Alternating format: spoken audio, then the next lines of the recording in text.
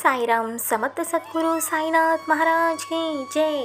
Hi friends, అందరికీ నమస్తే అండి. వెల్కమ్ టు బ్యాక్ సాయిబాబా అందరివాడి ఛానల్ ఆదరిస్తున్న ప్రతి ఒక్కరికి పేరు పేరున నా ధన్యవాదాలండి.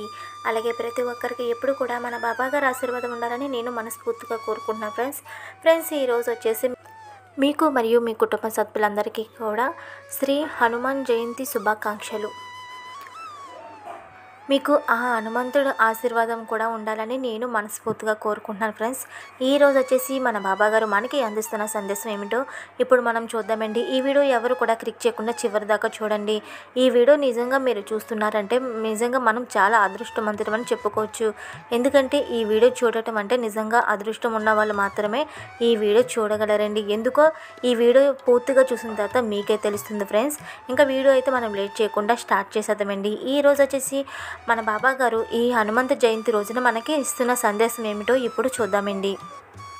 బిడ్డ, ఈరోజు ఎంతో శక్తివంతమైన శ్రీ హనుమాన్ జయంతి. హనుమంతుని యొక్క జన్మ రహస్యం కథ పూర్తిగా విని స్వయంభుగా ఒక చెట్టు మొదల్లో నుండి బయటకు వచ్చిన ఆంజనేయ స్వామి వారి పాదం తాకి మనసులో ఉన్న మీ కోరిక స్వామివారికి చెప్పుకుంటే తప్పక నెరవేరుతుంది. మీకున్న శత్రు బాధలు తొలగిపోతాయి. మీ ఇంట్లో ఉండే సకల దోషాలు తొలగిపోతాయి మరియు తలపెట్టిన పనుల్లో విజయం చేకూరుతుంది. ఈ జగమందు సప్త చిరంజీవులలో హనుమంతుడు ఒకరు. శ్రీరామ భక్త హనుమంతుని యొక్క జన్మ రహస్యం. శ్రీరామ భక్త హనుమంతుని యొక్క జన్మ రహస్యం. భక్తులెందరో హనుమంతుణ్ణి ఆదర్శనీయ దైవంగా ఆరాధిస్తారు. అతన్ని మహాబలుడు, బుద్ధిశాలి, కపిశ్రేష్ఠుడు, సర్వశాస్త్ర పారంగతుడు, స్వామి భక్తి పరాయణుడు, రామదూత అంటూ ఎన్నో విధాలుగా ప్రస్తుతిస్తారు. తల్లి అంజనాదేవి కనుక వీరిని ఆంజనేయుడంటారు. అతని తండ్రి ఎవరనే విషయంలో శివ మహాపురాణం, రామాయణం, పరాశర సంహిత మొదలైన గ్రంథాల్లోని వైవిధ్య గాథలతో అతడి దివ్య జననం ముడివడి ఉంది. శ్రీ హనుమంతుని యొక్క జన్మ రహస్యం అతని తల్లి అంజన కథతో సంబంధం కలిగి ఉన్నది. హనుమంతుడు అంజన అనే ఆడకోతి మరియు కేసరి అనే పురుషకోతి యొక్క కుమారునిగా జన్మించాడు. గతంలో అంజన బ్రహ్మ న్యాయస్థానంలో ఒక అప్సరసలా ఉండేది. ఆమె బాల్యంలో ఒక ముని తపోభంగం కలిగించినందుకు శపించబడింది. ఆమె బాల్యంలో కాళ్ళు ముడుచుకుని ధ్యానం చేసుకుంటున్న కోతిని చూసి ఆశ్చర్యంతో ఉత్సాహభరితంగా చిన్నపిల్ల అయిన అంజన కోతిపైన పండును విసిరింది. హఠాత్తుగా ధ్యానానికి భంగం కలిగిన కోతి రూపంలో ఉన్న ముని నిజరూపం పొంది కోపంతో అంజనను ఆమె ఎవరితోనైనా ప్రేమలో పడినప్పుడు కోతిగా మారమని శాపం ఇచ్చాడు. అంజన చేసిన తప్పు తెలుసుకుని ఆ మునిని క్షమాభిక్ష పెట్టమని వేడుకొంది.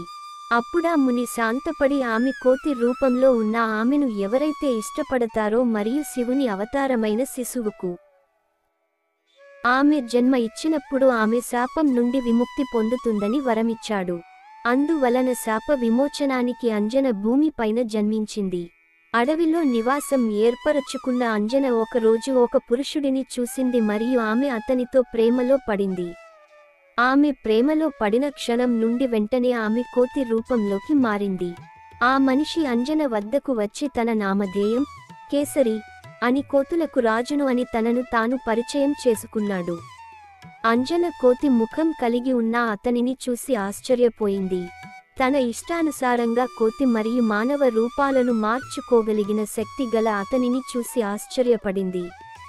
అతను తనను వివాహమాడమని అంజనను కోరాడు.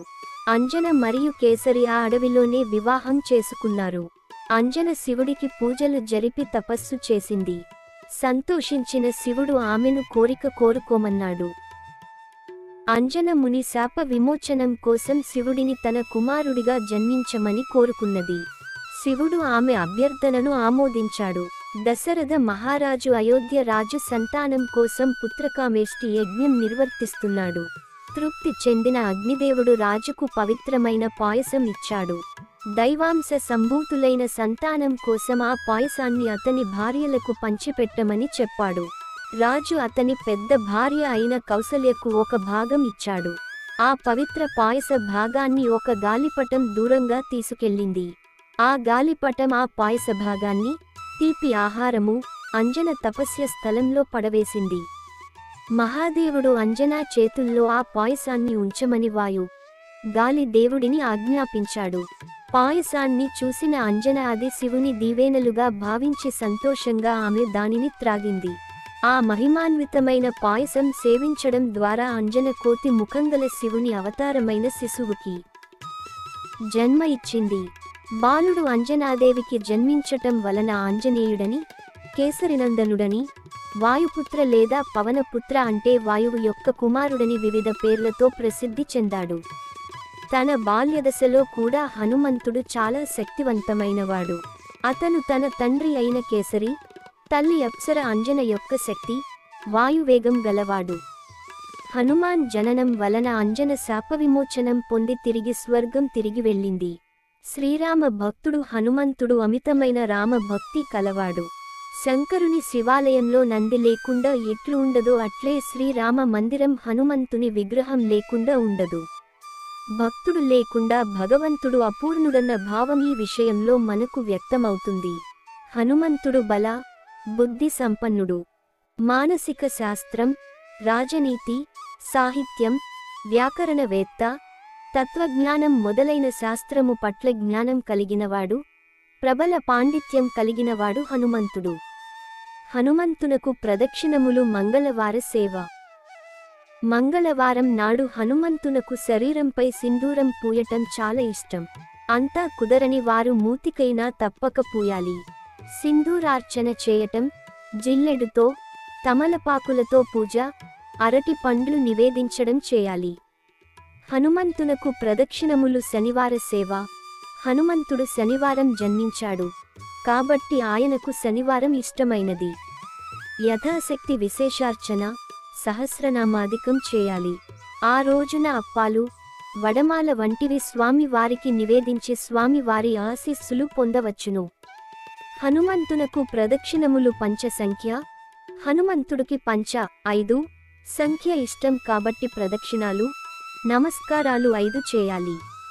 అరటిపండ్లు లేదా ఇతరములు స్వామికి 5 సంఖ్యంలో సమర్పించడం స్వామివారికి మరింత ప్రీతికరం. ఫ్రెండ్స్, కథ అయితే విన్నారు కదండి. ఇప్పుడు స్వయంగా ఆంజనేయ స్వామి వెలిసిన ఈ ఫొటోస్ అయితే ఇప్పుడు చూద్దామండి. ఫొటోస్ చూస్తూ మీ మనసులో ఉన్న కోరిక చెప్పుకోండి. తప్పకుండా మీ కోరిక నెరవేరుతుంది.